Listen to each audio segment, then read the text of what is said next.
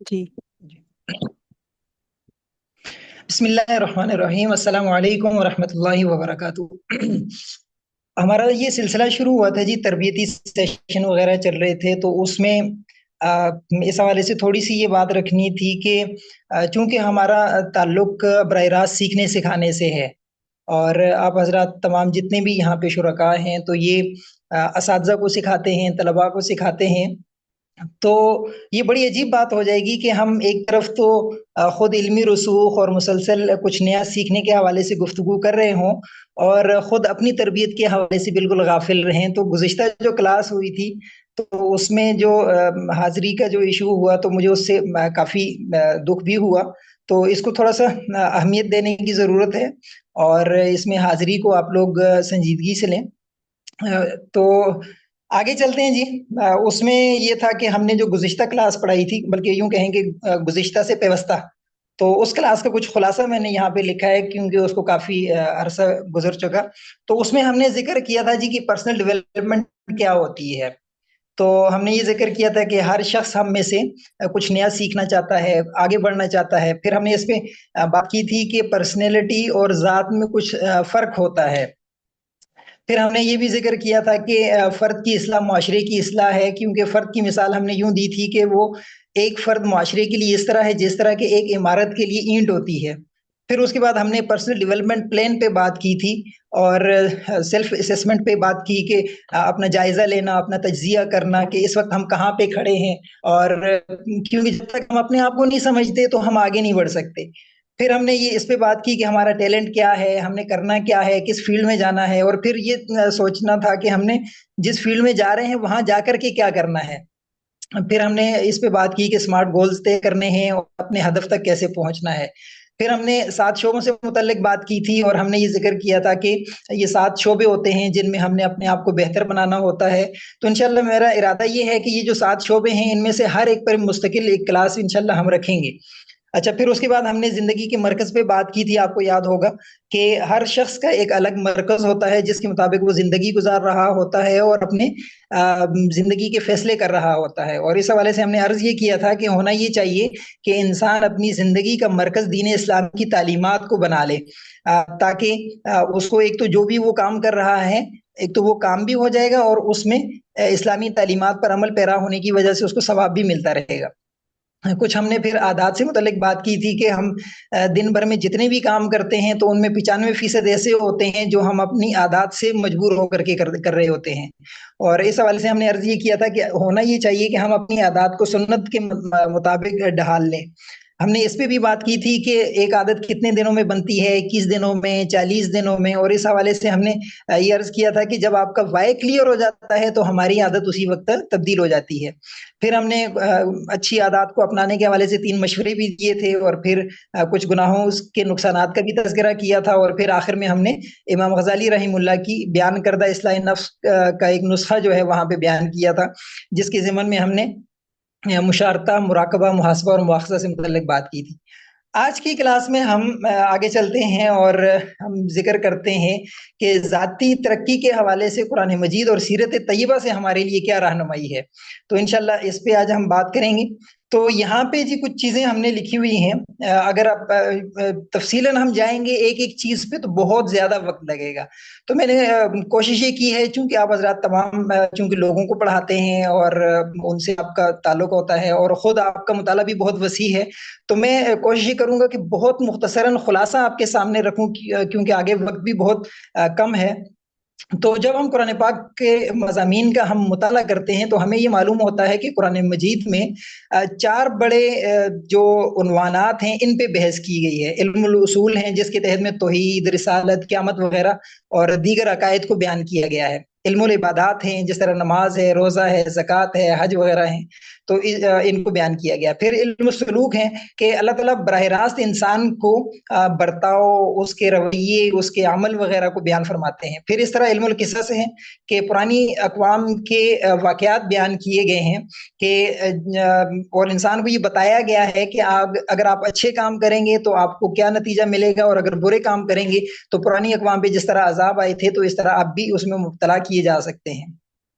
تو بہرحال ان تمام کا جو مقصد تھا وہ یہی تھا کہ ایک انسان کی زندگی جو ہے نا وہ درست ہو جائے، وہ بااخلاق ہو جائے، اور ویسے زندگی گزارنے لگ جائے جس طرح کی اس کو گزارنی چاہیے، اور یا جیسے اللہ تعالیٰ چاہتے ہیں یا اللہ کے نبی صلی اللہ علیہ وسلم نے زندگی گزار کر دکھائی ہے۔ یہی تو ذاتی زندگی کا عروج ہے، اور اسے ہی ہم پرسنل ڈیولپمنٹ کہتے ہیں۔ اچھا، تھوڑا سا اگر ہم ان چیزوں کو دیکھیں نا، کہ یہ جو عقائد ہیں، تو عقائد بھی جب مضبوط ہوتے ہیں نا تو انسان میں اللہ تعالیٰ کی محبت یا خوف آخرت انسان کے اندر پیدا ہوتا ہے، تو انسان اپنی اصلاح کر لیتا ہے۔ اور اسی طرح عبادات ہیں۔ اچھا، عبادات سے مجھے یہ عرض کرنی تھی کہ دیکھیں، عبادات ایک تو اس میں یہ پہلو ہے کہ یہ اللہ تعالیٰ کو حکم ہے اور ہم نے اس کو سر انجام دینا ہے۔ اس میں ایک ہر عبادت کو جب آپ دیکھتے ہیں نا تو اس کا ایک اخلاقی پہلو بھی نکلتا ہے۔ اب نماز کا اخلاقی پہلو اگر آپ دیکھیں تو آپ کو یہ نظر آئے گا کہ اللہ تعالیٰ ارشاد فرماتے ہیں نا کہ ان الصلاۃ تنہی عن الفحشاء والمنکر، کہ بے شک نماز بے حیائی اور برے کاموں سے روکتی ہے۔ تو یہ اس کا ایک اخلاقی پہلو بھی ہے۔ زکوٰۃ کے بارے میں بھی ہے، جس طرح کہ سورہ توبہ میں ہے نا، جس کا مفہوم یہ ہے کہ اے پیغمبر، آپ لوگوں کے اموال میں سے صدقہ وصول کیجئے جس کے ذریعے سے آپ ان کو پاک اور صاف کر دیں۔ اچھا، روزے کا بھی ایک اخلاقی پہلو ہے کہ انسان اپنے نفس پر قابو پا لیتا ہے، برائیوں سے دور ہو جاتا ہے، یا اسی طرح اس کو دوسروں کے بھوکا اور پیاسا ہونے کا یا اس کا احساس پیدا ہو جاتا ہے، اور اسی طرح حج بھی ہے۔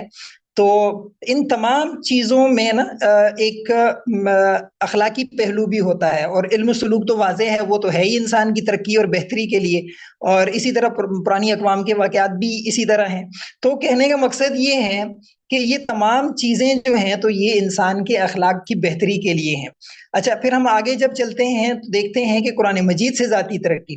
اچھا، یہ آپ کو اسکرین پہ نظر آ رہا ہوگا، یہ 3 نفس کی قسمیں لکھی ہوئی ہیں۔ نفس مطمئنہ ہے، نفس لوامہ ہے، نفس امارہ ہے۔ اچھا، آپ نے یہ دیکھا ہوگا جی کہ اچھا، 2 رائے ہیں اس حوالے سے نا۔ آپ میں سے کوئی اس حوالے سے مطالعہ اگر کسی نے کیا ہو تو تھوڑا سا اگر اس پہ بولیں، کیونکہ اکثر لوگ یہ کہتے رہتے ہیں کہ آپ اکیلے بولتے رہتے ہیں، ہمیں موقع نہیں دیتے، تو کوئی اس پہ بولنا چاہے گا کہ یہ کیوں لکھے گئے ہیں یہاں پہ؟ کوئی اس پہ رائے ڈالیں گے؟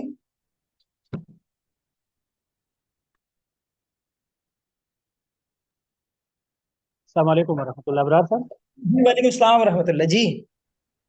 اچھا، یہ احباب کو یہ ہے نا کہ تمام احباب یہ سن لیں، معلمین معلمات، کہ جو بھی کوئی بولنا اگر چاہے نا تو اپنا ہینڈ ریز کرے، تو لہٰذا جی جب جی بھی آپ نے بولنا ہو، بالکل ایک اوپن اسسٹ ہے اور ترقی کی ہی ہے، لہٰذا سب مل کر ہی اس کو چلائیں گے۔ ایک انسان کو اگر وہ صرف بولنا پڑے نا تو وہ ایک طرفہ ٹریفک ہوتی ہے، جی۔ لہٰذا اگر کسی نے بولنا ہو تو ہینڈ ریز کر دیا کرے۔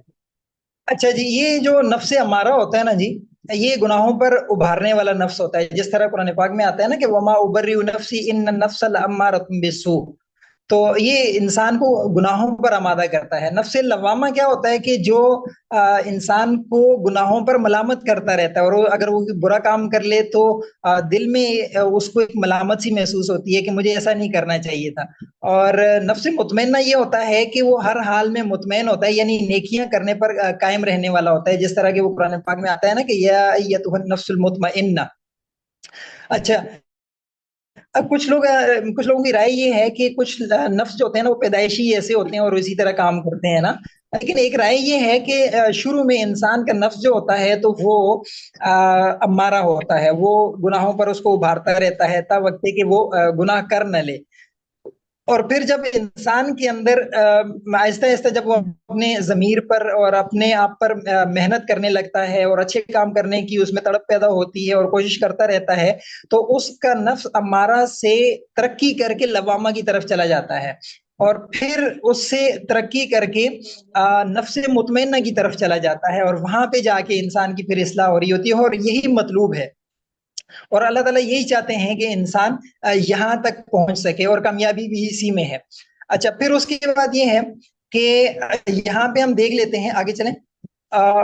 ویسے تو ہاں، قرآن پاک کا مطلوب انسان، اچھا یہ اس انسان کے بارے میں ہے جس کو ہم کہہ سکتے ہیں کہ یہ ایک ڈیولپ پرسنالٹی ہے قرآن مجید کی نظر میں۔ अच्छा, वैसे तो कुरान पाक में 20 जगह पर मोमिनीन की सिफात बयान की गई हैं, हर पारे में है, हर सूरत में है। लेकिन यहाँ पे ये तीन जो चीजें हैं ना, ये तीन जगह जो है मैंने अलग की हैं, और चूंकि पूरे इस मजमून को तो नहीं बयान किया जा सकता था, लेकिन यहाँ पे मोमिनीन की कुछ सिफात बयान की गई हैं। हम थोड़ा सा इनको देख लेते हैं। सबसे पहले है सूरह मोमिनून में मोमिनीन की सिफात, दूसरा है सूरतुल फुरकान में इबादुर रहमान की सिफात, और तीसरा है सूरह लुकमान में हज़रत लुकमान अलैहिस्सलाम की अपनी बेटे को नसीहतें। ये किसी ने हैंड रेज किया भाई, ये थोड़ा सा इनकी बात सुन लेते हैं, फिर आगे चलते हैं। जी इब्रार भाई, जी जी मैंने ना लास्ट सेमेस्टर बच्चों को पढ़ाया यूनिवर्सिटी के अंदर BS लेवल को, इस्लामी जी अखलाक जी व तसव्वुफ। जी तसव्वुफ के हवाले से मैंने बच्चों को बताया थे नफ्स की 7 अक़साम है। मैंने एक आर्टिकल के अंदर देखी थी, नफ्स की 7 अक़साम है। पहली है नफ्स जी जी अम्मारा, फिर नफ्स लव्वामा, फिर नफ्स मुलहमा, फिर नफ्स जी, मुतमइन्ना, फिर नफ्स राज़िया, फिर नफ्स मर्ज़िया, फिर नफ्स कामिला। माशाल्लाह। जी। तो ये अच्छा, ना असल में स्टेप बाय स्टेप सारी उसी चीजें हैं। तरह है। जी जी जी, बेहतरीन। असल में मैंने बहुत खुलासा और बहुत मुख्तसर करके रखने की कोशिश की है, आप देखिएगा, क्योंकि मेरा मजमून था जाती तरक्की कुरान और सीरत की रोशनी में ना, तो अब पूरी सीरत को भी टच देना था, तो आप देखिएगा मैंने कैसे उसको समेटने की कोशिश की है। ये वजह हुई है, वरना इसकी तफसीलात में जाएंगे तो बहुत तवील हो जाएगा। अच्छा, इसमें हम देखते हैं ना। अच्छा, ये सादिया सिद्दीकी साहिबा ने भी हाथ हैंड रेज किया हुआ है। जी जी सर, मैं भी यहाँ पे ये ऐड करना चाहती हूँ कि अगर हम इस पॉइंट को भी साथ क्लियर करते जाएं कि जो हमारे लिए लिख दिया जाता है कि अल्लाह ताला जो है वो हर चीज पे कुदरत रखता है। हमारी कम्युनिटी में आमतौर पे ये जहनीत है कि जब अल्लाह ताला हर चीज पे कुदरत रखता है और मुल्हिदीन इस पे बड़ा सवाल उठाते हैं, तो फिर अल्लाह ताला इस चीज पे कुदरत क्यों नहीं रखता कि वो तमाम बुराई को खत्म करे और तमाम अच्छाइयों को जो है वो लोगों पे नाफज कर दे। तो उसके कॉन्टेक्स्ट में मैंने फिर ये आंस किया था कि अल्लाह ताला ने इंसान में बुराई और अच्छाई को उंडेला है और उसने ये दर्जे बनाए हैं कि तुम अगर बुराई का हुक्म मानोगे, बुरे नफ्स का, नफ्से अम्मारा का, तो फिर तुम्हें इसके लिए अगली स्टेज जो है वो इख्तियार करनी है, या तो तुम नफ्से लवामा वाले बनो, और यानी अपने नफ्स को खुद तुमने प्योरीफाई करना है, और फिर तुम नफ्से मुतमइन्ना पे फायद हो जाओगे। तो ये तुम्हारी जाती तरक्की का एक खुत्ता है, एक पैरामीटर है जिसको तुमने अडॉप्ट करना है। तो इससे हम ये भी जो है वो चीज कर सकते हैं लोगों के सामने डिफाइन कि जो कुछ भी है वो करना तुम्हारे हाथ में है, ये तुम्हारे नसीब में नहीं लिखा हुआ। समटाइम लोग जी, कहते हैं कि किसी के यहाँ बहुत। अगर कोई कत्ल हो जाता है या कोई किसी को मारता है, नुकसान देता है, तो वो तो फिर अल्लाह ने उसका वैसा लिखा हुआ था। तो फिर ये जी आपसे कैसे मतलब बुराई सादर हुई ना, इसकी निस्बत आपकी तरफ क्यों? तो ये जो जी कॉलेजेस में या यूनिवर्सिटीज में लोग इस तरह का बहुत सा जहन रखते हैं, या मुल्हदीन हैं, या लोग दिन से दूरी की बिना पे कुछ इस तरह के क्लेम कर रहे हैं, तो उनके लिए भी कह लें कि ये एक बड़ा प्रूफ है और मजबूत एक दलील है उनके लिए। बहुत जबरदस्त बात आपने इरशाद फरमाई। असल में ये मसला जो है वो तकदीर से ताल्लुक रखता है कि अगर जी जी इंसान चूंकि अल्लाह ताला को पता है कि वो गुनाह करेगा, तो गोया अल्लाह ताला ने उसको मजबूर किया हुआ है। तो इसको अगर हम यूं समझ लें कि एक ये है कि किसी को गुनाह पर आमादा करना, और दूसरा ये है कि किसी के गुनाह का इल्म रखना। तो अल्लाह ताला जो है वो इंसान की पैदाइश से पहले और पैदाइश के बाद और मुस्तकबिल, सारा कुछ उनके यहाँ तो यकसां है ना। अल्लाह ताला के यहाँ कोई माजी, हाल, मुस्तकबिल नहीं है। वो तो सब चीजों को एक वक्त में जान रहे होते हैं। तो वो अगर किसी के बारे में उसकी तबीयत के मुताबिक जान लें, और जान लेना, और उसको वो बता दें कि ये बंदा ऐसा है, तो इसको हम ये नहीं कह सकते कि अल्लाह ताला ने मजबूर कर दिया उस बंदे को कि वो गुनाह करे। जी जी गुनाह तो इंसान बिल्कुल। अपने इख्तियार से करता है। ये तो चीज अल्लाह जो है वो ताला बड़े का अच्छे अंदाज में एक्सप्लेन हम इसके थ्रू कर सकते हैं, और इकबाल भी जी कहते हैं ना कि खाली रखी है खामा हक ने तेरी जबी। ये चीज जी बड़े अच्छे अंदाज से हम लोगों तक कन्वे कर सकते हैं कि हमने जो करना है जी वो हमारे हाथों का किया हुआ है। तमाम अच्छाइयों की निस्बत अल्लाह की तरफ है और तमाम बुराइयों की निस्बत तुम्हारी जात की तरफ है। बेहतरीन हो गया जी, बेहतरीन हो गया। अच्छा, इसमें हम बहुत सारी सिफात को तो नहीं देखेंगे, और हम यहाँ पे सिर्फ हल्का सा एक तज़किरा कर देते हैं जी। यहाँ पे कुरान का मतलूब इंसान है इसके ज़िमन में। जो रहमान के बंदे होते हैं ना, अगर इन आयात को आप देख लें तो आपको अंदाजा होगा कि अल्लाह ताला ایک ذاتی ترقی والے شخص کو کیسا دیکھنا چاہتے ہیں؟ اب دیکھیے گا کہ سب سے پہلے یہ ہے نا کہ وہ زمین پر عاجزی سے چلتے ہیں، یعنی اللہ تعالیٰ کے جو خاص بندے ہوتے ہیں نا جن کی ذات ترقی کر چکی ہوتی ہے تو وہ اپنی چال ڈھال سے ہی پہچان لیے جاتے ہیں، وہ کسی جاہل سے بحث میں نہیں پڑتے، اگر کوئی جاہل ان سے الجھنا بھی چاہے تو وہ جان چھڑا کر اپنی راہ لیتے ہیں، اچھا خیر کے کاموں میں اپنے آپ کو مصروف کر لیتے ہیں، اور جو عباد الرحمان ہوتے ہیں یعنی اللہ تعالیٰ کے خصوصی بندے ہوتے ہیں وہ رات کو اپنے رب کے آگے سجدے اور قیام کی حالت میں ہوتے ہیں، یعنی نماز میں لگے رہتے ہیں۔ پھر اسی طرح یہ ہوتا ہے کہ وہ آگے کیا ہے قرآن پاک میں کہ ہاں میانہ روی سے خرچ کرتے ہیں، کنجوسی سے کام نہیں لیتے، اور اسی طرح ہے کہ وہ یعنی اتنے زیادہ خرچ بھی نہیں ہوتے اور بالکل کنجوسی سے بھی کام نہیں لیتے بلکہ میانہ روی سے خرچ کرتے ہیں، اور پھر یہ ہے کہ شرک نہیں کرتے، کسی کو ناحق قتل نہیں کرتے، پھر یہ ہے کہ زنا نہیں کرتے، گناہ ہو جائے تو توبہ کر لیتے ہیں، اچھا نیک اعمال میں لگ جاتے ہیں، جھوٹی گواہی نہیں دیتے، لغو اور فضول کاموں سے بچتے رہتے ہیں، اور اگر اللہ تعالیٰ کی آیتیں ان کو سنائی جائیں تو اندھے اور بہرے ہو کر نہیں گزر جاتے بلکہ ان سے سبق حاصل کرتے ہیں، اور پھر اپنے لیے اور گھر والوں کے لیے دعائیں کرتے لیتے ہیں، جس طرح ہے کہ ربنا حب لنا من ازواجنا وذریاتنا قرۃ اعین واجعلنا للمتقین اماما۔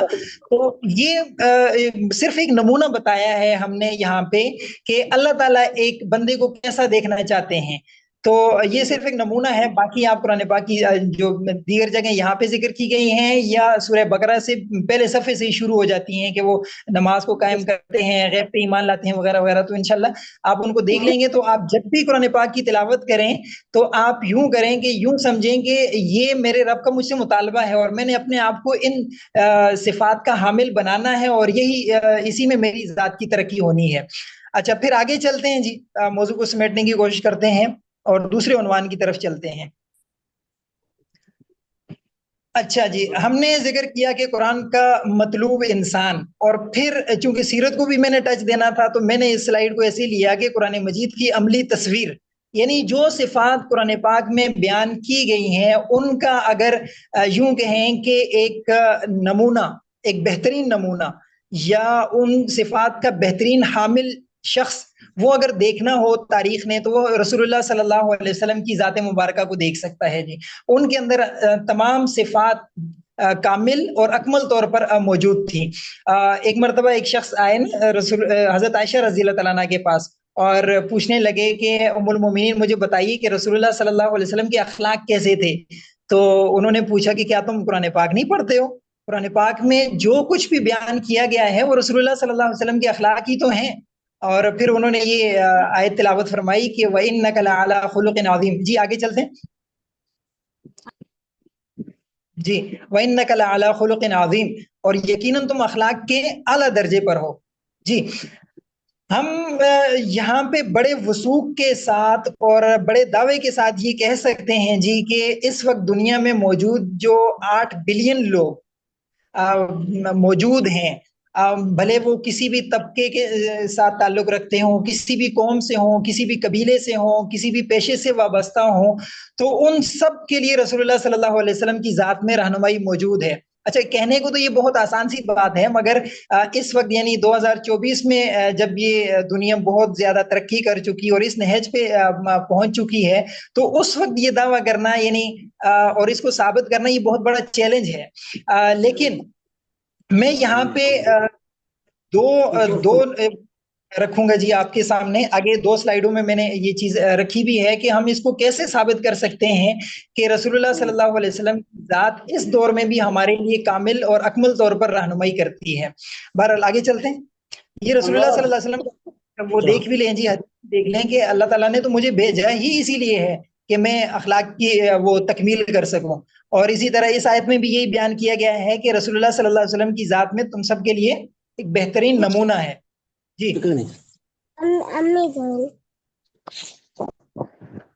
اچھا اس پہ بھی ہم بات کریں گے، اور یہ جو سلائیڈ میں نے رکھی تھی یہ بھی آگے والے مضمون کو سمیٹنے کے لیے اور اس کے ساتھ ٹچ دینے کے لیے، ورنہ یہ گزشتہ والی کلاس میں بھی آ سکتی تھی کہ بدلنے کے 3 طریقے ہوتے ہیں جی۔ ایک انسان سیکھ کر بدلتا ہے، دوسرا یہ کہ انسان ترقی کی راہوں پر چل کر بدلتا ہے، اور تیسرا مشکلات سے گزر کر بدلتا ہے۔ اب جب ہم رسول اللہ صلی اللہ علیہ وسلم کی ذات کو دیکھتے ہیں تو اللہ کے نبی صلی اللہ علیہ وسلم کو تو سب کچھ اللہ تعالیٰ نے سکھایا، ٹھیک ہے، اور قرآن پاک ان کے لیے ایک روڈ میپ تھا، اور اس کے مطابق انہوں نے اپنے آپ کو ڈھالا اور وہ دنیا کے لیے ایک نمونہ بن گئے۔ اور ہم نے بھی اگر بدلنا ہو تو ان کی راہ پہ چل کے ہم بدل سکتے ہیں۔ دوسرا یہ کہ ترقی کی راہوں پر چل کر بدلنا، ترقی کی راہیں ہمارے لیے تو رسول اللہ صلی اللہ علیہ وسلم کی تعلیمات ہیں، اللہ تعالیٰ کے احکامات ہیں، اور تیسرا یہ کہ مشکلات سے گزر کر بدلنا۔ اس میں ہم رسول اللہ صلی اللہ علیہ وسلم کی اگر زندگی کو دیکھیں اور حیات طیبہ کا مطالعہ کریں، اور اس میں ہمیں یہ لگے گا کہ رسول اللہ صلی اللہ علیہ وسلم کی جو پیدائش ہے وہ بھی یتیمی کی حالت میں ہوئی، پھر بعد میں یکے بعد دیگرے ان کے، آگے چلیں اگلی سلائیڈ پہ، یکے بعد دیگرے ان کے تمام سرپرست حضرات جو ہیں وہ یکے بعد دیگرے فوت ہوتے گئے۔ پھر اس کے بعد حضرت ابو طالب کے پاس جب ان کی سرپرستی چلی گئی تو وہ بھی ایک یعنی غریب گھرانے سے تعلق رکھتے تھے، اور خود رسول اللہ صلی اللہ علیہ وسلم کو بکریاں چرا کر کے تو گزارا کرنا پڑا۔ پھر اس کے بعد جب نبوت مل گئی تو اس کے بعد آپ اندازہ لگا سکتے ہیں کہ ان کی کتنی مخالفت کی گئی، ان کے خلاف کتنے جھوٹے پروپیگنڈے کیے گئے، جسمانی ایذائیں دی گئیں، دھمکیاں محض ان کے ساتھ رویے رکھے گئے، برے القابات سے بھی ان کو پکارا گیا، ان کے ساتھیوں کو بھی تکالیف دی گئیں۔ ساتھیوں کی تکالیف خود گویا ان کو تکلیف دینا ہے، چونکہ وہ مشن تو ان کا ایک تھا۔ پھر اسی طرح 3 سال جو ہیں تو وہ ایک گھاٹی میں ان کو گزارنے پڑے، اور بائیکاٹ کی جو صورتحال تھی تو اس کو فیس کرنا پڑا، اور جس میں آپ نے اگر کتابوں میں پڑھا ہو کہ بچے بھوک سے بلک رہے تھے، لوگوں کو کچھ کھانے کو نہیں مل رہا تھا، وہ درختوں کے پتے اور چھال وغیرہ کھا کے تو گزارا کر رہے تھے۔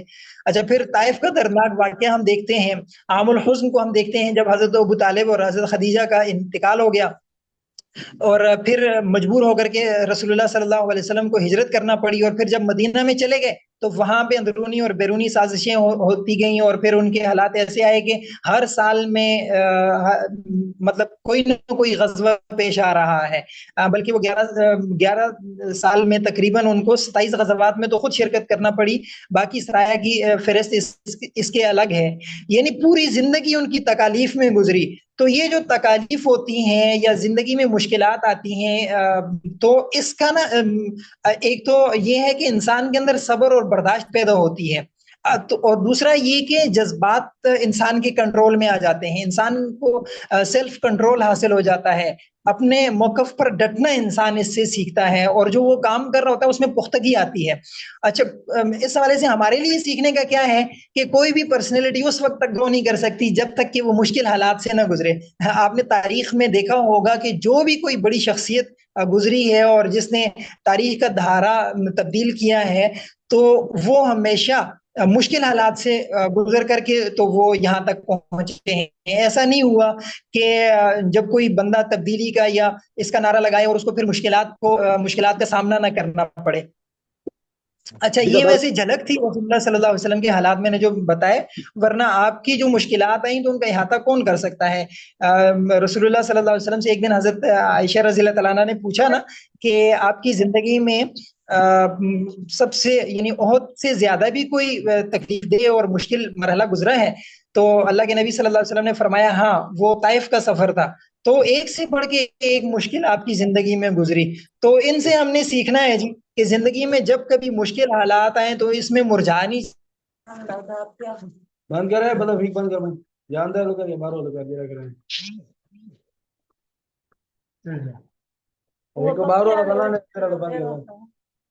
مائک آن ہے نا آسیہ صاحبہ، مائک آف کریں، کب سے آپ کا مائک آن ہے، شور کی آواز آ رہی ہے۔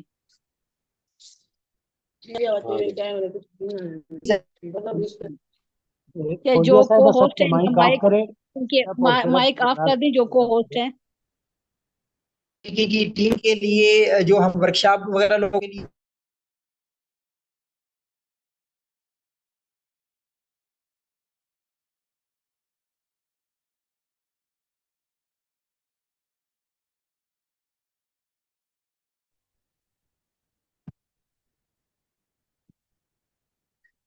بہت معذرت جی، درمیان میں میرے خیال سے میں آف لائن ہو گیا تھا۔ تو کہاں سے بات چل رہی تھی؟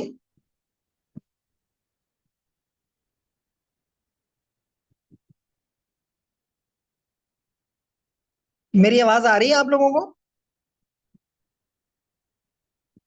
جی آپ کی آواز آ رہی ہے. جی اچھا میں ابراہیم درمیان آقا میں علیہ الصلوۃ والسلام کی مشکلات پہ آپ بات کر رہے ہیں.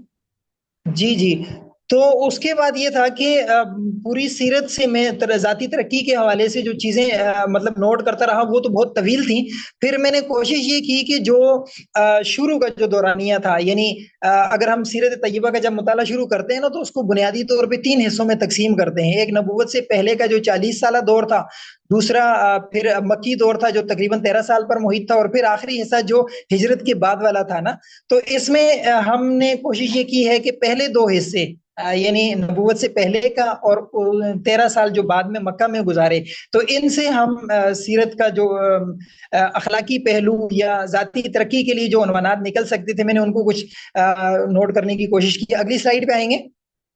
کیونکہ اگر ہم مکمل کو بھی اگر ذکر کریں نا تو وہ ہمارے بس کی بات نہیں ہے، وہ بہت زیادہ اس میں چیزیں تھیں. یہ چیز پیچھے میں نے چھوڑ دی تھی، وہ یہاں پہ اب آ گئی کہ یہ مائیکل ہارٹ نے ایک کتاب لکھی ہے جی، دنیا کی گزشتہ 500 سالہ ریکارڈڈ ہسٹری میں سے اس نے تقریباً تمام بڑے لوگوں کی سوانح عمریاں اس نے پڑھی ہیں، اور تمام لوگوں کا زندگیوں کا مطالعہ کرنے کے بعد اس نے 100 منتخب شدہ افراد کو، مؤثر ترین حضرات کو الگ کیا، اور الگ کرنے کے بعد دی 100 کے نام سے ایک کتاب لکھی. اور چونکہ وہ عیسائی مسلک سے عیسائی مذہب سے وہ تعلق رکھتے تھے تو بہت زیادہ تنقید بھی ہوئی کہ آپ نے کیسے مسلمانوں کے نبی کو پہلے نمبر پہ رکھا. تو ان کا جواب یہ تھا کہ میں مجبور ہوں ان کو پہلے نمبر پہ رکھنے کے لیے، اور ان کے الفاظ یہ تھے کہ رسول اللہ صلی اللہ علیہ وسلم واحد تاریخی ہستی ہیں جو مذہبی اور دنیاوی دونوں محاذوں پر برابر طور پر کامیاب رہی. وہ ایک انتہائی مؤثر سیاسی رہنما بھی ثابت ہوئے. آج 1300 برس گزرنے کے باوجود ان کے اثرات مسلمانوں پر مسلم اور گہرے ہیں. اور دوسری جو گواہی ہے وہ بھی غیروں سے ہم نے لی کہ انسانی تہذیب اور اخلاق کے فروغ کے لیے آج تک اتنا کام کسی نے نہیں کیا جتنا محمد صلی اللہ علیہ وسلم نے کیا. تو یہ پوری سیرت کو تو اس وجہ سے میں ٹچ نہیں کر رہا کہ اس کے تو بے شمار پہلو ہیں، لیکن کچھ ہم یہاں پہ ٹچ کریں گے جو ہماری ذاتی زندگی اور ہماری ورکشاپ سے متعلق ہوں. جی آگے چلیں.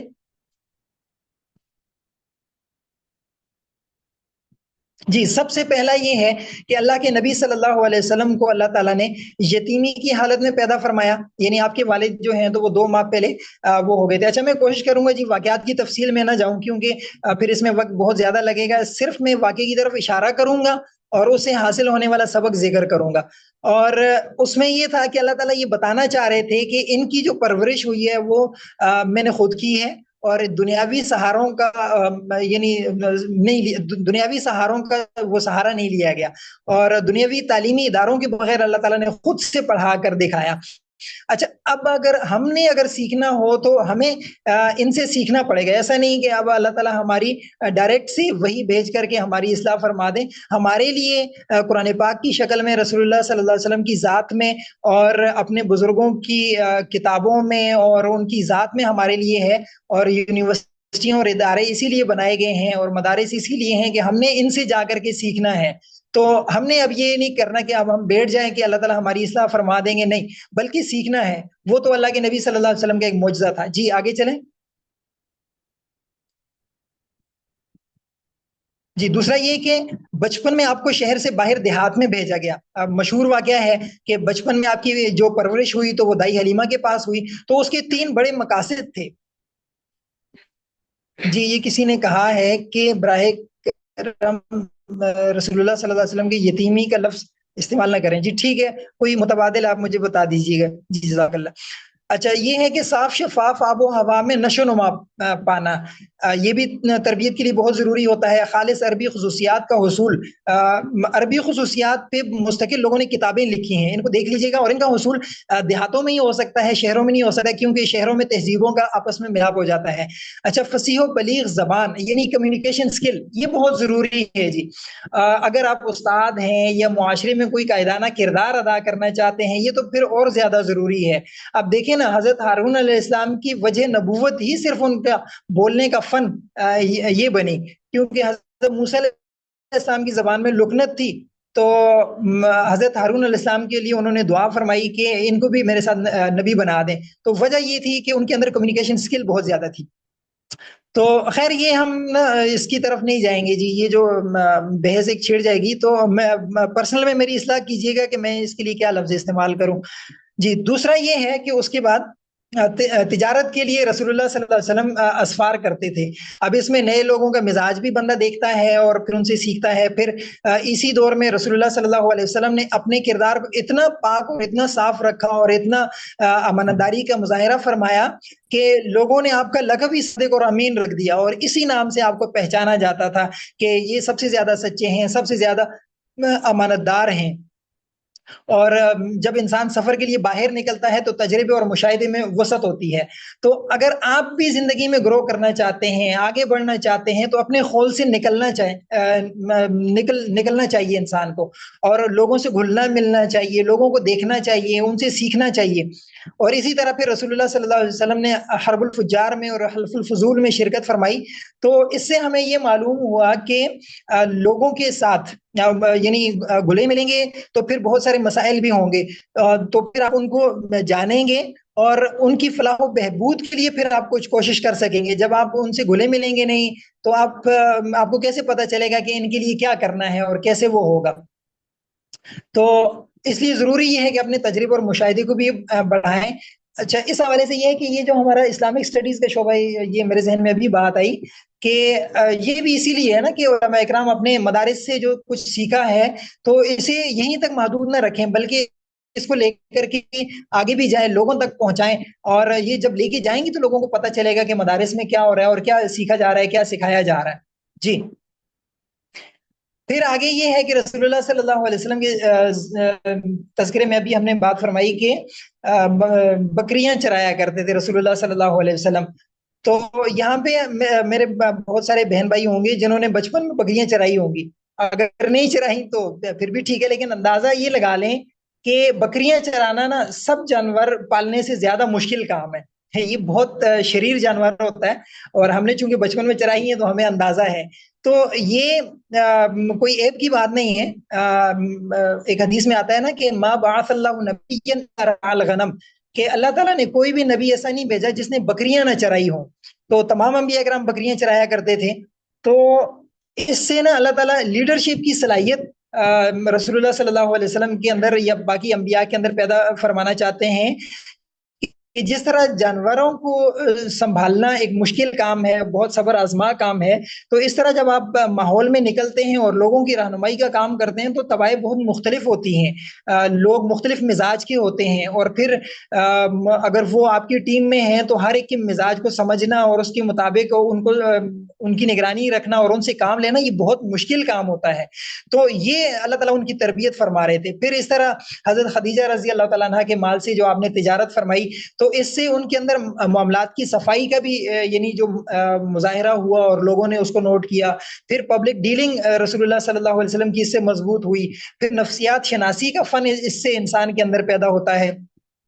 پھر اس کے بعد یہ ہوا نا، آگے چلیں گے، کہ مال کی فراوانی جب رسول اللہ صلی اللہ علیہ وسلم کی حضرت خدیجہ سے جب شادی ہو گئی تو پھر اس صورت میں آپ کے پاس بہت زیادہ وہ یعنی مالی وسعت آ گئی، پہلے اس طرح نہیں تھی۔ تو اب یہ دیکھیں کہ یہاں پہ رویے میں مزید عاجزی پیدا ہونا۔ تو ہوتا یہ ہے کہ جب کسی بھی بندے کے پاس اچانک سے پیسے آ جائیں نا تو اس کے رویے میں بہت زیادہ تبدیلی آ جاتی ہے۔ تو اللہ کے نبی صلی اللہ علیہ وسلم کے جب پاس پیسے آئے تو انہوں نے کیا کیا کہ مزید عاجز ہو گئے۔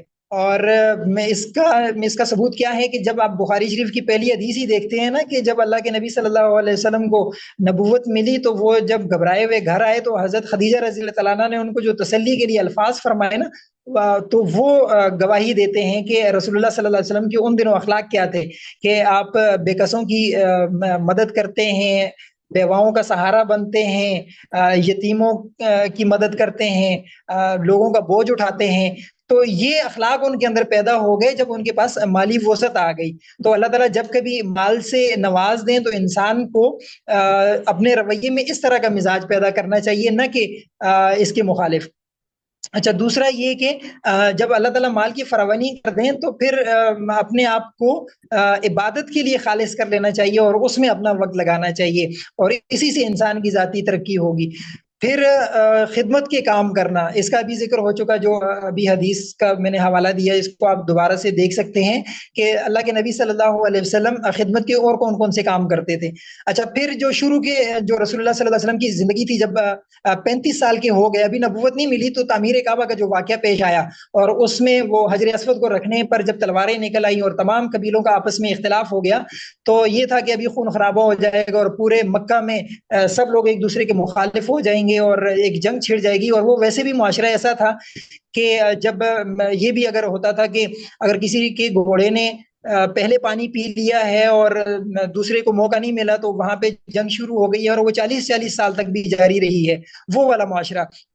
تو وہاں پہ یہ سعادت حاصل کرنے کے لیے سب جو ہیں تو وہ آپس میں لڑنے کو تیار تھے۔ تو اللہ کے نبی صلی اللہ علیہ وسلم نے وہاں پہ کتنا زبردست فیصلہ فرمایا کہ وہ ایک چادر منگوائی اور اس کے اوپر وہ حجر اسود کو رکھا اور تمام قبائل کے سرداران سے کہا کہ آپ اس کو اٹھائیں، اور جب وہ اٹھا کے اپنی جگہ کے قریب وہ لے گئے تو آپ نے اپنے ہاتھوں سے اٹھا کر کے اس کو جگہ پہ رکھ دیا۔ تو اس سے ہمیں ان کی فیصلہ سازی کی جو ایک صفت ہے اس کا مظہر دیکھنے کو ملا، اس کا نمونہ دیکھنے کو ملا۔ پھر اسی طرح پرابلم سالونگ کو ہم نے دیکھا، اور پھر یہ جو ون ون اپروچ ہے یہ ہم نے جو اسٹیفن آرکوے کی کتاب میں دیکھا کہ جیت جیت پر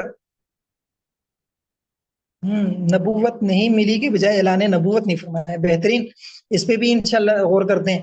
اچھا، دوسرا یہ کہ جیت جیت والا جو ایک آپس میں رویہ ہوتا ہے، اس کا عملی مظہر ہمیں دیکھنے کو ملا۔ جی پھر آگے چلتے ہیں۔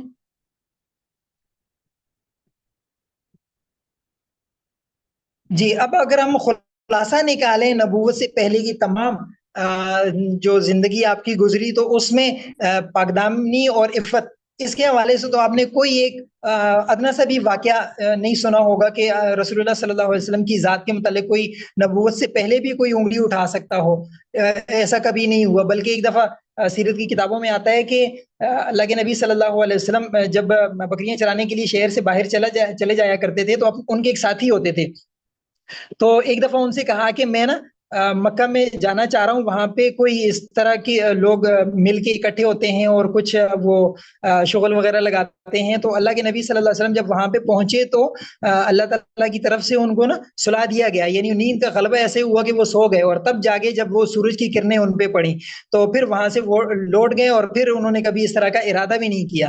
تو اس طرح کی چیز کبھی سننے میں نہیں آئی۔ پھر اسی طرح سچائی اور امانت داری، یہ تو واضح ہے، اس پہ بات ہو چکی۔ سماجی مہارتیں ہیں، تو جب وہ معاشرے میں کام کر رہے تھے اور تجارت کر رہے تھے، تو اس وقت ان کی یہ سماجی مہارتیں بھی ہمیں دیکھنے کو ملتی ہیں۔ پھر لیڈرشپ بھی دیکھنے کو ملتی ہے، اس پہ بھی بات ہو چکی۔ پھر لغویات اور فضول کاموں سے بچنا، تو تعمیر ذات کے لیے یہ بہت ضروری ہے جی کہ آپ فضول کاموں میں مشغول نہ ہوں۔ اگر آپ معاشرے میں کام کرنا چاہتے ہیں تو اپنے آپ کو یعنی اپنے قیمتی وقت کو فضول کاموں سے بالکل اپنے آپ کو بچا کر کے رکھنا ہوگا۔ پھر غربت کا سامنا، یہ جو چیز ہے غربت کا سامنا، یہ جب آپ غربت کا سامنا کرتے ہیں نا، تو آپ کو نعمتوں کی قدر حاصل ہوتی ہے، دوسروں کا احساس پیدا ہوتا ہے۔ پھر اللہ کے نبی صلی اللہ علیہ وسلم جب غار میں چلے جایا کرتے تھے، خلوت نشینی اختیار فرمایا کرتے تھے، تو یہ تعمیر ذات کے لیے بہت ضروری ہے جی کہ اگر کہیں وقت ملے تو تھوڑی دیر اپنے من میں ضرور ڈوب جایا کریں اور سوچا کریں کہ میں کہاں پہ کھڑا ہوں، اخلاقی لحاظ سے اور بہتری کے لحاظ سے مجھے کتنی ضرورت ہے، میرے اندر کیا کیا کمیاں ہیں، کیا کیا کوتاہیاں ہیں۔ اور یہی دور تھا کہ جو چل کے بعد میں انسان کو فائدہ دیتا ہے، اور انسان کے لیے بہت سارا زندگی میں ہوتا ہے، بعض اوقات انسان کے پاس اگر کوئی کرنے کا نہ ہو تو اس وقت بیٹھ کے یہ کام کر لینے چاہیے کہ وہ اپنی ان چیزوں پہ غور کر لے۔ پھر اسی طرح مسائل کا حل نکالنا، اور اسی طرح یہ ہے کہ اچھا یہ آپ نے دیکھا ہوگا جی کہ مسائل کا حل نکالنا نا، تو ہم میں سے اکثر لوگ ایسے ہوتے ہیں جی کہ اپنے مسائل چھوٹے چھوٹے بھی ہوں تو وہ اپنے مسائل کا حل نہیں نکال پاتے۔ اگر یوں سمجھ لیں کہ اگر ایک جوڑا کپڑے بھی لینے ہو نا، تو ہم بعض لوگ ہوتے ہیں وہ 3-4 دوستوں سے مشورہ ضرور لیتے ہیں کہ اب میں کیا کروں، کون سے کلر مجھ پہ اچھے لگتے ہیں اور کیا کرنا ہے کیا نہیں کرنا، تو 2-3 بندوں کو ساتھ لے کے مارکیٹ جاتے ہیں۔ تو یہ چیز ہم نے اپنے اندر سے ختم کرنی ہے، اور اپنے چھوٹے چھوٹے جو مسائل، چھوٹے چھوٹے جو کام ہے، یہ خود سے کرنا سیکھیں۔ سیلف کنٹرول انسان کے اندر آ جاتا ہے۔ رسول اللہ صلی اللہ علیہ وسلم کا جو سیلف کنٹرول تھا، اس سے ہمیں یہ سیکھنے کو ملتا ہے کہ ہم اپنے جذبات پہ کیسے काबू कर लें। बाज़ औकात तो मुशरिकीन की तरफ से बहुत सख्त जो हैं तो आपको तकालीफ दी गई, नाउज़ुबिल्लाह चेहरे पे थूका गया या नमाज की हालत में ओजरी लाके उनके जिस्म पर डाल दी गई, और कभी कचरा डाला जा रहा है जिस्म पे, कभी क्या किया जा रहा है। बहरहाल वो इन औकात में अपने जज्बात को कैसे काबू में रखना है, यकीनन हमारी मुश्किलात उनकी मुश्किलात से ज्यादा नहीं हो सकती, कम ही होंगी। तो हम क्यों फिर इतना ज्यादा आपे से बाहर हो जाते हैं और इतना ज्यादा रद्द अमल का मुजाहरा करते हैं, और इतना ज्यादा क्यों लोगों से लड़ने झगड़ने पे आ जाते हैं। तो बर्दाश्त कर लेना चाहिए। फिर उसके बाद हम जब आगे चलते हैं तो जैसे ही नबूवत मिल गई और ऐलान हो गया, ये किसी साथी ने अभी जो इस्तिलाह फरमाई कि नबूवत का ऐलान फरमा दिया, तो उसके बाद उनकी जो अहलियत थी उनको लेकर के गई वर्का बिन नौफल के पास। तो इससे हमें ये सीखने को मिलता है कि ज़िंदगी में कोई भी मसला हो, ज़ाती ज़िंदगी से मुतल्लिक हो, माशरती ज़िंदगी से मुतल्लिक हो, दीनी मामलात से मुतल्लिक हो, तो उलमा से ज़रूर रब्ता करना चाहिए और उनसे सीखना चाहिए। इसी से इंसान की ज़िंदगी में तरक्की होती है। और फिर इससे हमें ये भी सीखने को मिला कि जब कोई हदफ तय हो जाए तो फिर टीम भी बनानी चाहिए, और टीम से फिर काम भी लेना चाहिए, और उनको फिर साथ में कैसे जोड़ना है तो उसके लिए अपने अंदर फिर सिफात भी पैदा करनी है। फिर इसके बाद वही दावत जब काम उन्होंने शुरू किया तो फिर उस पर तकालीफ आई, तो फिर वही बात कि तकालीफ को कैसे बर्दाश्त करना है और उसको कैसे सहना है। जी, उसके बाद ये है कि मसाइब पर सब्र, जज्बात पर काबू, ये बात हो चुकी। फिर यहाँ पे एक वाक़या मैं ज़रूर शेयर करना चाहूँगा जी। जब रसूलुल्लाह सल्लल्लाहु अलैहि वसल्लम मक्का की जी, किसी ने कुछ कहना है? जी, उतबा एक दफा आए जी, जब लोग अबू तालिब से बार बार मुतालबा करके थक गए कि आप अपने भतीजे को समझाते क्यों नहीं हैं, और इसको समझाते क्यों नहीं है कि ये हमारे बुतों को या हमारे खुदाओं को बुरा भला कहता है, और हमारी अब बर्दाश्त जो है वो हद से बाहर हो गई है। तो आपस में भी उन्होंने मुशावरत की, और उसके बाद उतबा जो है तो वो रसूलुल्लाह सल्लल्लाहु अलैहि वसल्लम के पास आए और बहुत सारे मुतालबात रखे कि देखो मोहम्मद, तुमने ना हमारे दीन में बिगाड़ पैदा कर दिया है, और भाई को भाई का दुश्मन बना दिया है, औलाद को अपनी वालदेन का दुश्मन बना दिया है। तो अगर तुम्हारे ऊपर कोई असरात है तो हम तुम्हारा कोई इलाज करवा देते हैं, अगर तुम्हें किसी खातून से शादी करनी है तो हम शादी करवा देते हैं, मालो दौलत चाहिए तो जितना भी हमारे पास मालो दौलत है तो ये तुम्हें दे देते हैं, तो ये काम क्यों नहीं छोड़ देते हो तुम। तो अल्लाह के नबी सल्लल्लाहु अलैहि वसल्लम ने ना, तारीख में आता है कि बिल्कुल खामोश होकर उसकी पूरी बात सुनी। जब वो अपनी बात मुकम्मल कर चुका तो फिर अल्लाह के नबी सल्लल्लाहु अलैहि वसल्लम ने फरमाया कि तुम्हारी बात मुकम्मल हो गई या कुछ और मजीद कहना है। तो उसने कहा जी मुकम्मल हो गई। तो फिर अल्लाह के नबी सल्लल्लाहु अलैहि वसल्लम ने सूरह मरियम की जो इब्तिदाई आयात हैं वो पढ़ी, और फिर जब वो उतबा सुनता रहा, और फिर आखिरकार ना जब वो सुन चुका तो फिर उसके ना चेहरे का रंग मुतगय्यर हो गया, और फिर अपनी जब लोगों के पास गया तो उन्होंने कहा कि तुम जो चेहरा लेके गए थे ना तो वो वापस नहीं लेके आए।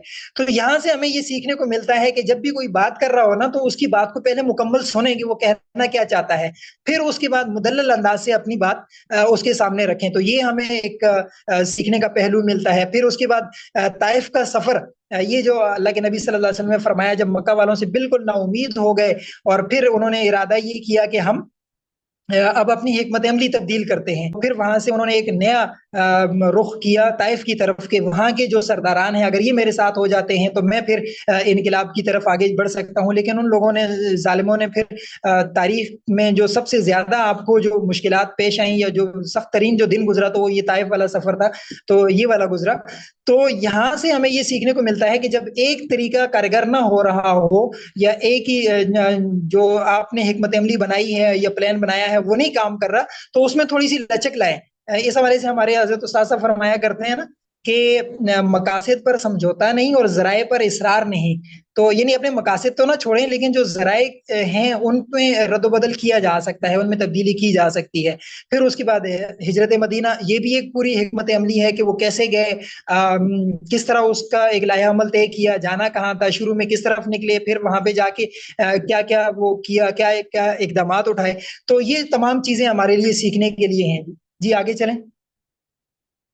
जी, ये किसी के यहाँ नमाज इशा का वक्त हो रहा है तो ठीक है जी, आप जा सकते हैं। हमारा भी इंशाल्लाह सेशन इख्तिताम की तरफ है, बल्कि हो गया, ठीक हो गया जी, जज़ाकल्लाह। अब इस पे किसी ने कोई चीज ऐड करनी हो या कोई बात करनी हो तो कर सकते हैं। मैंने इसी वजह से स्पीड बहुत तेज रखी थी कि इसको समेटना था और ये मजमून بہت وسیع تھا اور میں نے بالکل اشارے دیے ہیں. باقی پریزنٹیشن گروپ میں شیئر کر دی جائے گی تو آپ حضرات نے اس کو دوبارہ سننا ہے, اس کو دیکھنا ہے اور اس پہ مزید انشاءاللہ کام کرنا ہے. آپ حضرات کے لیے اس میں بہت کچھ ہے جس میں یعنی اس پریزنٹیشن میں اور اس مواد میں بہت بہتری کی گنجائش ہے. ضرور کیجیے گا اور اس پہ مزید کام کر کے آپ اس کو پھیلا بھی سکتے ہیں.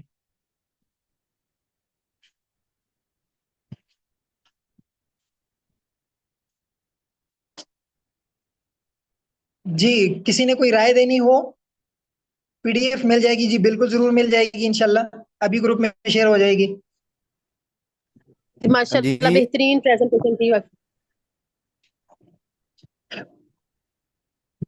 جی اس کے بعد سیکھنے کو کیا ملا؟ کوئی نئی چیز آپ کے سامنے آئی ہو سیرت سے, کوئی ایسا نیا پہلو آپ کے سامنے آیا ہو, یہ بتائیں. باقی چھوڑ جس پہ اس سے پہلے نظر نہیں گئی ہو. جی پہلی جی کلاس کی بھی اپنے اس اپنے حساب سے نا یعنی ہر ذاتی معاملے ترقی میں کے دوسروں اعتبار سے سے جیسے آپ نے کیا. جی جی جی جی جی یہ سیرت کی روشنی میں مختلف پہلوؤں سے اپنی اصلاح. جی بالکل مختلف پہلو ہم نے صرف ٹچ کرنے کی کوشش کی ہے, بہت زیادہ ہم تفصیل میں نہیں گئے ورنہ یہ بہت طویل عنوان تھا. جی بالکل. ہم لوگوں نے تو یہی سمجھا نا کہ سیرت سے مراد یہ ہے کہ ہم بس نیک بن جائیں, لیکن اب ہمیں پتا چلا ہے کہ ذاتی ترقی بھی آپ علیہ السلام کی سیرت کے بغیر ممکن نہیں. تو یہ پہلو جو ہے بالکل. پہلے معلوم تھا لیکن اب یہ اور زیادہ یقین کے ساتھ راسخ ہو گیا نا. کیسے یعنی اللہ تعالیٰ نے کیسے نبی صلی اللہ علیہ وسلم کی اسٹیپ بائی اسٹیپ تربیت فرمائی. خلوت نشینی ہو گئی, بکریاں چرانا ہو گیا, لوگوں کے ساتھ ڈیلنگ ہو گئی, تو یہ تمام چیزوں کی پہلے سے پریکٹس ہو رہی تھی. تو یہ چیزیں یعنی یہ اپنے معاملات کو خود نبھانے کی مہارت ہونا یہ زبردست, یہ ان کو اچھا لگا. اور کوئی پہلو جی اگر کسی السلام نیا جو علیکم. آج. جی وعلیکم السلام. مجھے ان کلاسز کا سب سے جو مین پوائنٹ نظر آتا ہے نا وہ یہ آتا ہے کہ ہم سب ماشاءاللہ سے جامعات سے پڑھنے والے درس و تدریس میں کام کر رہے ہیں, اللہ کے نبی کی جی سیرت کو پڑھتے ہیں, ہم اسٹوڈینٹس کو اپلائی کروانے کی بھی کوشش کرواتے ہیں. لیکن جب اس طرح کی نشستیں ہوتی ہیں نا تو ہمیں خود سے ایک ریمائنڈر مل جاتا ہے کہ یہ ساری چیزیں ہم نے خود پہ دوبارہ سے اپلائی کرنی ہے. کہاں پہ ہماری بس کمیاں ہوتی ہیں یہ وہ اصل ہمیں مقصد سمجھ ہے. میں آتی ہیں, یاد دہانی ہو بالکل جاتی ہے بالکل ہماری, ہم دوبارہ سے ریپیئر بالکل, ہو یہ اصل جاتے ہیں. تو مقصد یہ یہی چیز ہے. ہم اصل میں دوسروں کی اصلاح کرتے ہوئے اپنی اصلاح بھول جاتے ہیں.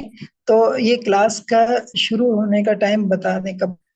تو یہ انشاءاللہ ہر دفعہ طے کر دیا جائے گا. آئندہ کوشش کریں گے جی تھوڑا سا وسیع وقت رکھیں گے تاکہ یہ کسی نے ہینڈ ریز کیا ہوا ہے, سعدیہ صدیقی صاحبہ.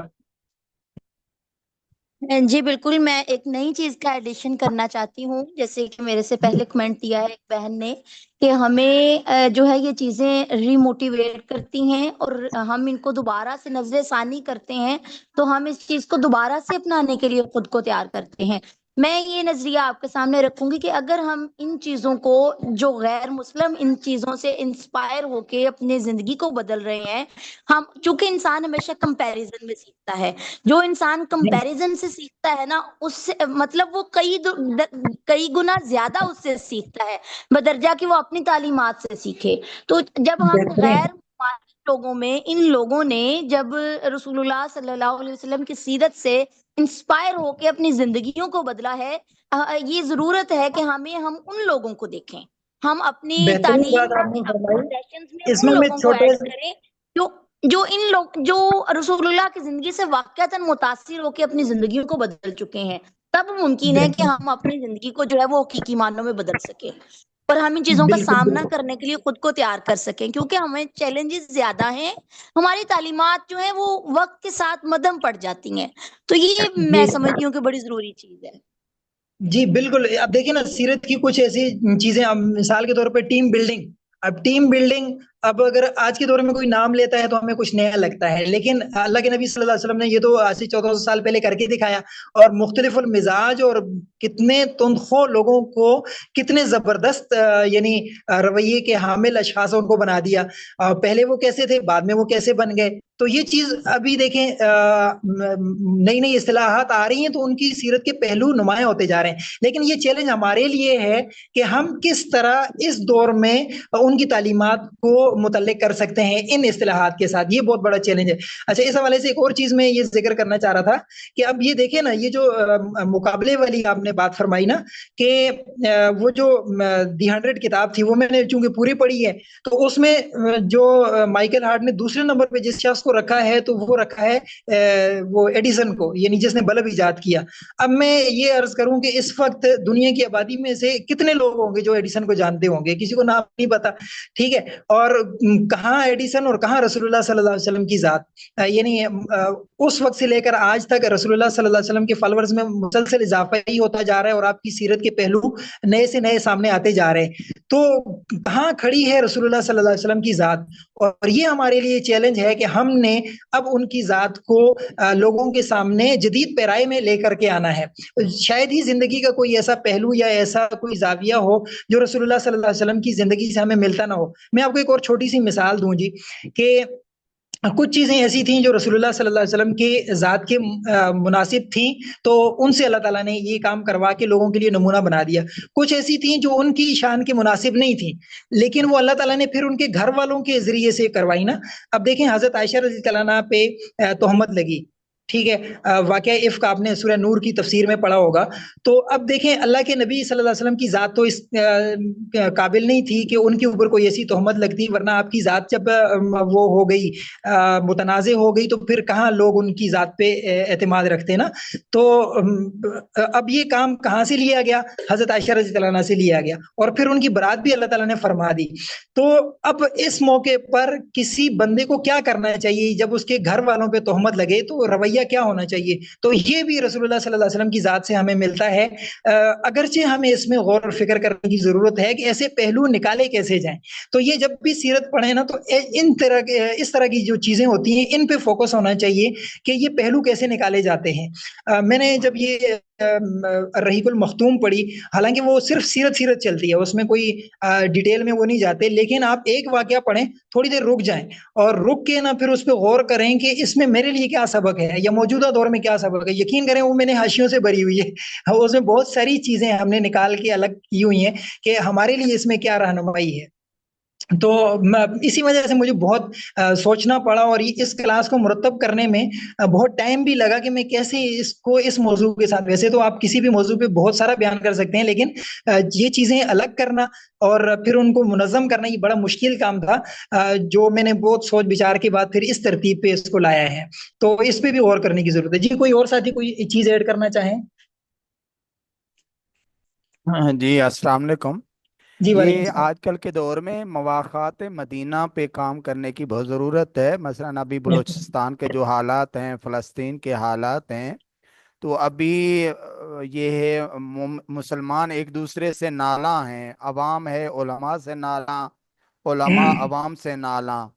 ہمیں ان کلیدی نکات کو لینا ہے جو پاک پیغمبر نے مہاجرین اور انصار کے درمیان جاری فرمائے بالکل تھے۔ مثلا بالکل وہاں بالکل پہ جی لیکن اس کی ابھی شدید ضرورت ہے۔ پاکستان ابھی معاشی مسائل کی وجہ سے امریکہ کے سامنے جھک جاتا ہے، یا جو ہم پہ اعتراضات ہوتے ہیں۔ تو سوال یہ ہے میرا کہ ہم سب کہتے ہیں کہ یہ قرآن مجید میں ہے کہ بھئی اللہ نے ساری کائنات انسان کے لیے مسخر کر دی، انسان کے ہاتھ میں ہے یہ لیکن وہ پہلے زمانے میں تو علماء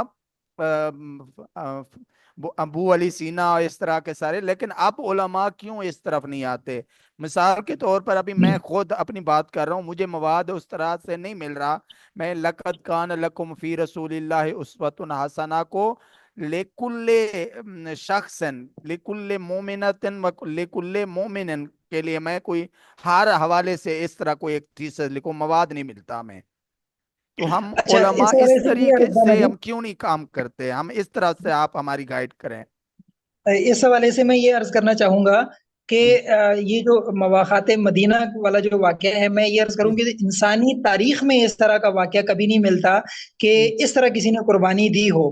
کہ صرف ایک نمونے کے طور پہ ایک چیز ذکر کروں گا کہ کسی انصاری نے یہ تک کر لیا کہ اگر 2 بیویاں تھیں تو اپنے مہاجر بھائی سے یہ کہا کہ کسی ایک پہ تم ہاتھ رکھو، میں اس کو طلاق دے دوں گا، اس سے تم شادی کر لو۔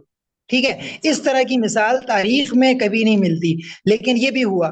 لیکن اصل میں میرا موضوع آج تھا ذاتی ترقی سے متعلق نا، تو میں یہ جو مسلمانوں کے یہ جو حالات تھے اور یہ تو اس کو میں نے اسی وجہ سے ٹچ نہیں کیا، اور یہ چونکہ ہجرت کے بعد یہ ہوا تھا تو اس وجہ سے بھی اس کو میں نے وہ چھوڑ دیا۔ یعنی میں آج مکمل نہیں، مکمل کیا بلکہ اس کا عشر اشیر بھی نہیں ہوا، یہ تو میں نے صرف ایک ہلکا ہلکا خلاصہ یہ پریکٹیکلی رکھا طور ہے۔ پر آج عوام پریکٹیکل چاہتی ہے، مثلا کوئی ایسا جی عالم دین ہے جس کی یہ حکومتی نمائندے اس عالم دین کی کما حق کو عزت کرتے ہوں، اس کی بات مانتے ہوں، مثلا یہ اپنے طور ایجنسی پہ والے، یہ سارے کوئی بھی؟ دیکھیں ہم اپنے موضوع سے ہٹ جائیں گے۔ کچھ جی علماء کرام اپنے طور پہ اپنے دائرہ کار میں کام کر رہے ہیں، ٹھیک ہے۔ جی پھر کچھ حکومتوں کی بھی مشکلات ہوتی ہیں، کچھ ان کی اپنی پالیسیاں ہوتی ہیں، کیا موضوع انہوں نے چھیڑنا ہے کیا نہیں چھیڑنا، اور کس کو چھیڑنا ہے تو کس انداز سے چھیڑنا ہے۔ اب ممکن ہے میں اگر ہلکی سی اگر ایک مثال دوں کہ پاکستان اس وقت فلسطین کی کیا مدد کر رہا ہے یا کیا کچھ ہو رہا ہے، وہ سب کچھ ہمیں بتانے کی ضرورت بھی نہیں ہے اور نہ ہمیں پتہ چل سکتا ہے، ٹھیک ہے۔ وہ اپنے طور پہ کر رہے ہیں، یا افغانستان میں پاکستان نے کیا کچھ کیا یا کیا کچھ ان کے حوالے سے ہوا۔ بلوچستان میں ابھی ہمارے علماء کا کیا کردار، ہم جی کیا کردار جی ادا جی۔ کر سکتے ہیں اب مسئلہ یہ ہے بلوچستان میں کہ امن ہو جائے؟ بس اس پہ انشاءاللہ مستقل بھی بات رکھیں گے، آج ہمارا موضوع کچھ اور تھا۔ تو دیکھیں جو اسلامی تعلیمات ہیں، انسانیت کی فلاح و بہبود اسی ہے کہ ہم ان چیزوں کو فالو کرنے والے بنتے ہیں۔ جی اگر موضوع سے متعلق کسی کی کوئی اور بات ہو، جی اور جویریہ آج کی صاحبہ، جو سیشن جی جویریہ صاحبہ سیکھنے آپ کچھ کہنا کو، چاہتی ہیں تو آپ کہیے۔ جی بہت شکریہ، آپ نے مجھے اجازت دی۔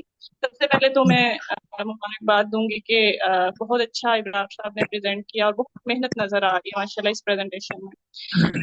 ایک بات میں اضافہ کروں گی جو کہ ہماری کامن لائف پریکٹس ہے کہ ہم اگر کوئی اسٹیٹس لگاتے ہیں ذاتی ترقی سے متعلق، یا پھر ہم آج کل کا دور بن چکے کوئی لگانی ہے نا حدیث تو ہم ٹھا کر کے کسی کو سنانے کے لیے لگا رہے ہوتے ہیں۔ مطلب ہمارا ہی میں نے اپنے دیکھا ہے کولیگ شپ میں بھی، اگر کسی سے لڑائی ہو گئی فرض کریں یا کسی سے جھگڑا ہو گیا ہمارے ورک پلیس پہ، تو ہم اگلے دن جا کے کیا کریں گے، یا اسی دن جا کے اس طرح کے اسٹیٹس ڈھونڈ کے لگائیں گے جو ہماری ذہنی کیفیت سے یہ ظاہر کرے گا کہ آپ ہی بہت برے ہیں اور میں بہت مظلوم ہوں۔ اصل میں بات یہ ہے کہ ذاتی ترقی کی شروعات یہ نہیں ہوتی کہ آپ نے ٹھیک ہونا ہے، آپ نے ٹھیک ہونا ہے، آپ نے اپنا یہ مسئلہ ٹھیک کرنا ہے۔ ذاتی ترقی کی شروعات یہ ہوتی ہے کہ لا الہ الا انت سبحانک انی کنت من الظالمین۔ اب مجھے بتائیں جی حضرت یونس علیہ السلام، انہوں نے کوئی نافرمانی تو ایسی نہیں تھی کہ انہوں نے تو قوم پہ کوشش کر کے بس تھوڑا وقت آنے سے پہلے ہی چھوڑ کے چلے گئے نا قوم کو۔ تو جی یوں جی دیکھیں انہوں نے اپنی غلطی کا اقرار کیا، ہماری بحیثیت قوم یہ ذہنی حالت ہو چکی ہے، اور یہ بہت افسوس کے ساتھ کہنا پڑتا ہے اوور آل آج کل کالج میں بھی یا مدارس میں بھی ہم دوسروں کو ٹھیک کرنے کے چکر میں جس دن ہم نے یہ سوچ لیا کہ ہمیں خود کو ٹھیک ہونے کی ضرورت ہے، ساری غلطی ہمارے اندر ہوتی ہے۔ اگر اچھا آپ کو یہ 100% لگ رہا ہے کہ غلطی اس کی ہے، پھر بھی آپ کو 100 دفعہ دوبارہ سوچنے کی ضرورت ہے کہ کچھ نہ کچھ تو میری بھی تھی نا، چلے 1% میری تھی، 99% اگلے کی تھی، مجھے یہ کام کرنا ہے کہ مجھے اپنا وہ 1% ٹھیک کرنا ہے، اگلے کا ویری 99% ٹھیک کرنے نہ جائیں، اپنا 1% بھی ہم نے مان لیا۔ اور ایک بہت خوبصورت بات کہ جب ہم اپنی غلطی کو خود تسلیم کر لیتے ہیں نا، چاہے وہ 0.05 تھی، تو اسی وقت وہ غلطی ہمارے خلاف استعمال ہونا بند ہو جاتی ہے، کیونکہ ہم نے اپنی غلطی ایکسیپٹ کر لی، قبول کر لی۔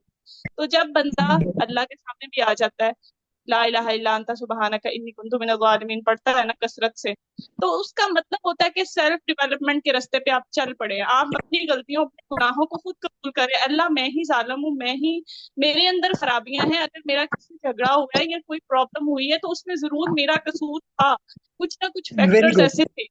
ایک پوائنٹ میں یہ بات کرنا چاہتی تھی۔ دوسرا پوائنٹ، آج کل کے دور میں ہماری جو یوتھ ہے خاص طور پہ، اور علماء خاص طور پہ اس پہ ضرور بات کریں اپنے اپنے مدارس میں جہاں بھی اداروں میں، وہ یہ سمجھنے لگی ہے کہ اگر مستشرقین یا پھر جو ویسٹرن رائٹرز ہیں، مغربی رائٹر ہیں، وہ لکھیں گے نبی صلی اللہ علیہ وسلم کی زندگیوں پہ تو ہم انسپائر ہوں۔ بھائی ہم ان کے لکھنے کے بعد کیوں انسپائر ہوں؟ یوتھ ویری کی میں گڈ بات، ان کے لکھنے ویری سے گڈ پہلے ہمیں پتا ہونا چاہیے کہ ہمارے رسول کی عظمت اور ہماری سیرت کے اندر جو لیسنز ہیں وہ کتنے گریٹ ہیں۔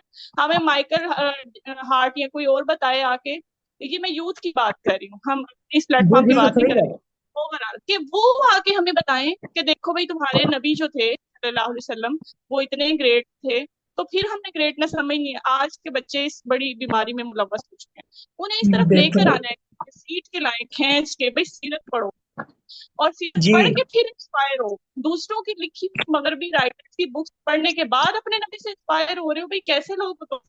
تو یہ چیز پہ 2 پوائنٹ میں نے شیئر کرنے تھے۔ جزاک اللہ خیر، السلام علیکم۔ بہت بہترین۔ اس میں ایک تو میں یہ وضاحت کر دوں جی، ماشاءاللہ یہ جویریہ صاحبہ سے مجھے خود بھی بہت سیکھنے کو ملا۔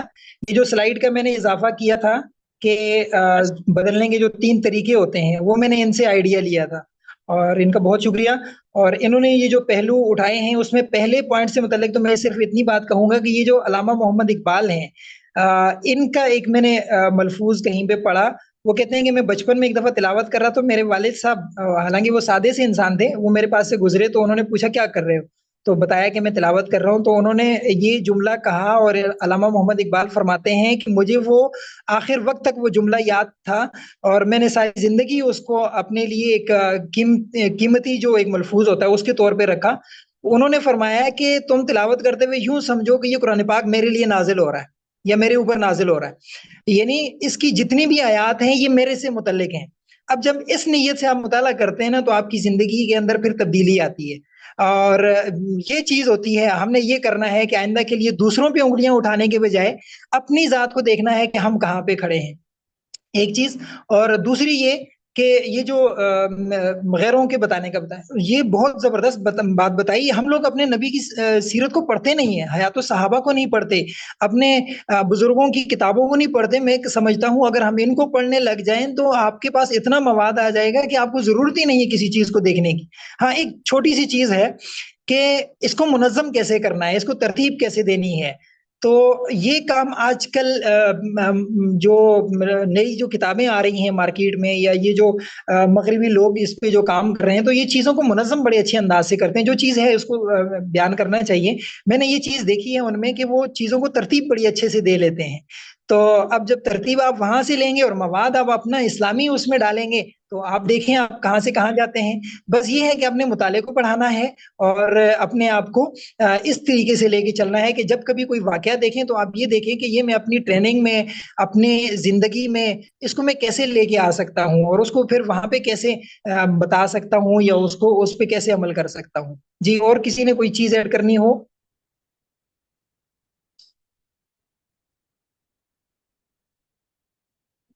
میرے خیال سے بس ہو گئی، تو وقت بھی کافی ہو گیا، باقی لوگوں کے یہاں نماز کا بھی وقت ہوگا، تو اجازت چاہتے ہیں، یا کسی نے کوئی بات کرنی ہو تو کر لیں، نہیں ہے تو پھر بس کرتے ہیں۔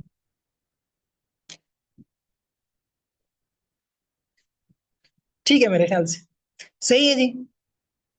السلام علیکم ورحمۃ اللہ وبرکاتہ۔ وعلیکم السلام ورحمۃ اللہ۔ وعلیکم السلام۔